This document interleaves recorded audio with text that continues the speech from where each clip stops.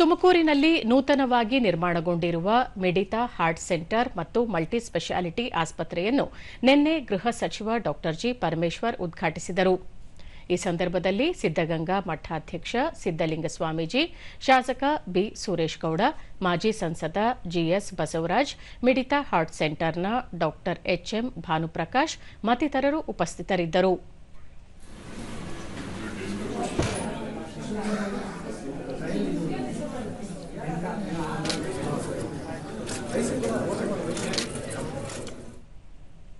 ದೂರದರ್ಶನದೊಂದಿಗೆ GS Basavaraj, ಹೃದಯ ಸಂಬಂಧಿ ಕಾಯಿಲೆಗೆ ಸಂಬಂಧಿಸಿದಂತೆ ಡಾ ಭಾನುಪ್ರಕಾಶ್ ಅವರು ಉತ್ತಮವಾದ ಆಸ್ಪತ್ರೆಯನ್ನು ತೆರೆದಿದ್ದಾರೆ.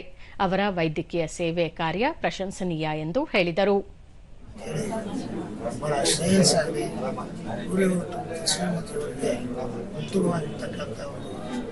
ಕಾರ್ಯಕ್ಷೇತ್ರ ಸೇವೆ ಮಾಡತಕ್ಕಂಥ ಆಸ್ಪತ್ರೆಗೆ ಸಹಕಾರ ಕೊಟ್ಟಿದ್ದಾರೆ.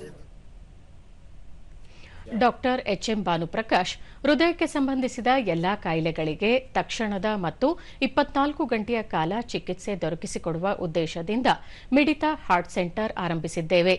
12 ಹಾಸಿಗೆಯ ಈ ಸೆಂಟರ್ನಲ್ಲಿ ತೀವ್ರ ನಿಗಾ ಘಟಕ, ಕ್ಯಾಥ್ ಲ್ಯಾಬ್, ಶಸ್ತ್ರಚಿಕಿತ್ಸೆ ಸೇರಿದಂತೆ ಮತ್ತಿತರ ಅಗತ್ಯ ಸೌಲಭ್ಯಗಳನ್ನು ಕಲ್ಪಿಸಲಾಗಿದೆ ಎಂದು ಮಾಹಿತಿ ಹಂಚಿಕೊಂಡರು.